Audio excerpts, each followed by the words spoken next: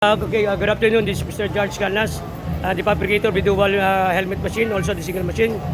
At the same time, this was the another pong delivery po tayo uli ngayon from Cubao Murphy.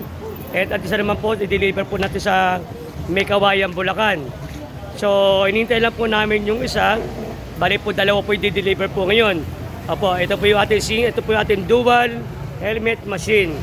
At the same time, meron po itong kasamang papeles na DTI, patented po sa pangalan ko.